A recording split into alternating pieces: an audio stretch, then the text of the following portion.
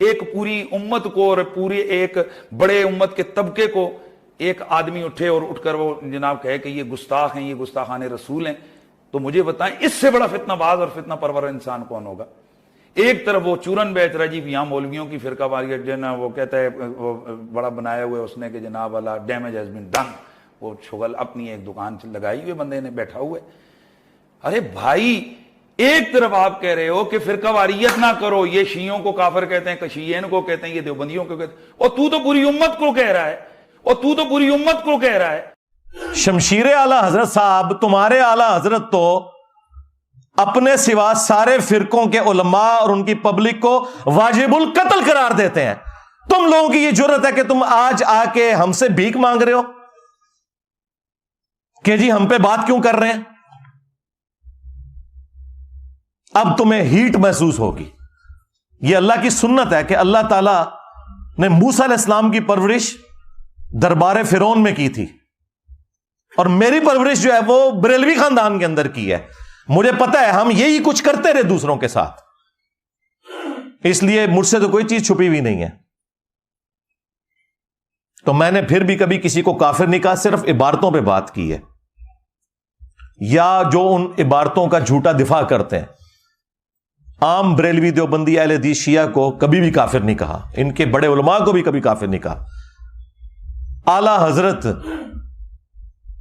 میرے سوا کوئی اور بولتا ہے ادر دین بریلوی؟ بزرگی مسلمہ ہے۔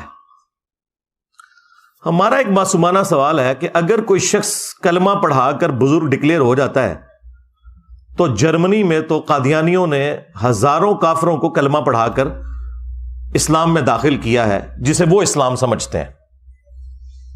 جس طرح بریلوی جو اسلام سمجھتے ہیں، جب تک وہ بریلوی نہ ہو جائے اس وقت تک تو مسلمان نہیں مانتے نا۔ دیوبندی بھی اسی اسلام کو مانتے ہیں جو دیوبند کی تشریح والا اسلام ہے۔ تو کیا وہ جرمنی میں بیٹھے ہوئے قادیانی وہ بزرگ ہو جائیں گے؟ چلیں یہ تو بہت ورسٹ مثال ہے، آپ کو سمجھنا ذرا مشکل ہوگی۔ اس سے آسان مثال، ہمارے پڑوسی ملک میں ڈاکٹر ذاکر نائک، وہ قادیانی تو نہیں تھے نا، اہل حدیث مکتب سے اٹھے تھے نا۔ انہوں نے ہزاروں ہندوؤں کو کیمرے میں کلمہ پڑھا کر مسلمان کیا، اور اس مقدس جرم کی وجہ سے انہیں غریب الوطنی کی زندگی گزارنی پڑ رہی ہے۔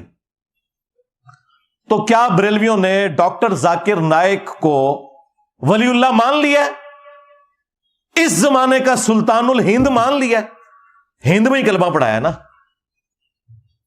یہ مفتی صاحب ان کے لیے پتہ کیا الفاظ استعمال کرتے ہیں؟ ٹی وی میں، مین ٹی وی چینل کے اوپر انہوں نے کہا ڈاکٹر ذاکر نالائک۔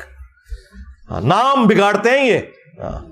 اور ایک اور وہ خبتی قسم کا پاگل مولوی ہے ان کا مفتی، وہ کہتا ہے ذکر نالائک، نعوذ باللہ۔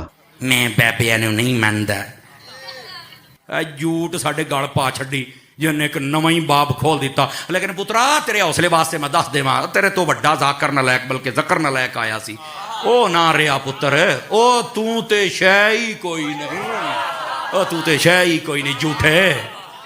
اب ذکر جو ہے نا وہ عربی زبان کے اندر یعنی مرد کی شرمگاہ کے لیے لفظ استعمال ہوتا ہے، اور عام بندوں کو تو نہیں پتا چلتا کہ وہ کیا بکواس کر رہا ہے۔ تو تم نے سلطان الہند ڈاکٹر ذاکر نائک کو کیوں نہیں مان لیا؟ تو پتہ یہ کیا کہیں گے؟ جی اس کے عقیدے ٹھیک نہیں۔ تواڈے بابیاں دے بھی عقیدے ٹھیک نہیں، اپنے ناواں دے کلمے پڑھانے والے ہو۔ میں نبی سا ہے ہی کوئی نہیں، تیرے بابے تے شے ہی کوئی نہیں، لے جاؤ اپنے بابے تو، ہاں دبو انہاں نوں جا کے ہن۔ جی عقیدے ٹھیک نہیں ہے، نہیں آپ تو کہہ رہے تھے کلمہ پڑھایا ہے، او نہیں جی اللہ بھی فاسق سے بھی کام لے لیتا ہے۔ جی بزرگوں کا علماء کا احترام نہیں کرتے، تم کرتے ہو دوسروں کا احترام؟ اپنے بزرگوں کو رحمت اللہ علیہ، دوسروں کے بزرگوں کو مرحوم۔ ہاں اپنوں کے ساتھ 10 لائنوں کی دمیں لگائی ہوتی ہیں، دوسروں کے اوپر لانتیں بھیجتے ہو۔ اسی طرف ہے کہ ان کی کسی منسوب ان کے نام پہ ایک کتاب ہے، اور اس کتاب میں کوئی ایسی ورڈنگ ہے کہ جو قرآن و سنت کے یا تقدیس الہیہ یا شان رسالت کے خلاف ہے۔ اب ہمارے پاس ہوتے، ہمارے زمانے میں وہ ہوتے تو ہم ان سے جا کر پوچھتے جی آپ نے یہ لکھا ہے؟ अगर वो कहते लिखे फिर हम कहते ये गलत लिखे, और अगर वो ना मानते तो हम फतवा दे देते। अगर वो कहते लिखे फिर हम कहते ये गलत लिखे, और अगर वो ना मानते तो हम फतवा दे देते। सरकार तो यही तो बात मैं भी कर रहा हूं, आपने मान लिया ये कुफरियात है। तो इस पे मेरा जवाब यह है कि सबसे पहले मुझे यह बताएं, इनकी लेगेसी कौन आगे लेके चल रहा है, इनकी किताबें कौन प्रिंट कर रहा है? यहूदो नसारा प्रिंट कर रहे हैं या बरेलवियों के बुजुर्ग आज तक ये 700-800 साल से गंद समेटते हुए आ रहे हैं? प्रिंटिंग तुम्हारे बाबों ने की है। अगर तुम लोग समझते हो ये कुफरियात थे, तो ये कौन सी दीन की खिदमत हुई है कि तुमने इनके मलफूजात जमा किए हैं? नहीं जी, जो बात कुरान और सुन्नत के मुताबिक हो वो आप ले लें, जो कुरान और सुन्नत के मुताबिक ना हो वो आप ना लें। क्यों भाई? जो कुरान और सुन्नत के मुताबिक है वो तो पहले कुरान और सुन्नत में लिखी हुई है। इंज करके कान क्यों फड़ना है? नजर इधरों रखो अपनी किताबों को, लाओ चौक च रख के अग, जिनमें गुस्ताखियां लिखी हुई हैं, अपने नामों के कलमे पढ़वाए हुए हैं तुम्हारे बुजुर्गों ने। नहीं नहीं नहीं, वो इल्हाकी इबारतें हैं, वो बाद में शामिल हो गई हैं। प्रिंट क्यों कर रहे हो? ओ जी, हमारे आला हजरत ने तो फतावा रज़विया के अंदर कह दिया था कि जी अगर कोई शख्स ये दावा करे कि मैं अल्लाह का रसूल हूं तो उसे काफिर कहेंगे। एक केड़ी एडी PhD गल है जी उन्होंने पब्लिक की है, तो सारे नूं पता है। बड़ा एहसान किया जी आला हजरत ने उम्मत उते के दस के कि अगर कोई कहे मैं अल्लाह का रसूल हूं नबी इस्लाम के बाद, तो हम उसे काफिर कहेंगे। इधर जो ने क्या कढ़िया है?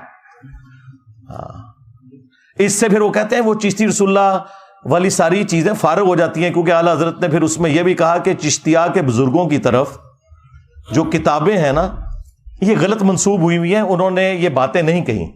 लेकिन सरकार आला हजरत भी फिर मेरी दाढ़ थले आ गए।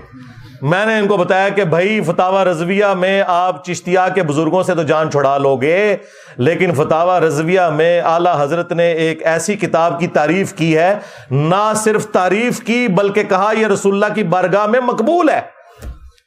सबा सनाबिल, उसके अंदर भी चिश्ती रसूलुल्लाह निकला है। अगर आला हजरत को पता था कि इसमें चिश्ती रसूलुल्लाह लिखा हुआ है, इसके बावजूद उसने तारीफ की, तो आला हजरत गया। आला हजरत साहब तुसी गए, और अगर नहीं पता चला तो तेरी बुजुर्गी गई। कहते हैं ना गौसे वक्त है, दिलों के हाल जानते हैं। और सारे गौस फारग हो गए 800 साल, तो किसी को पता ही नहीं लगा की कूड़ लिखे है थोड़ी किताब अंदर।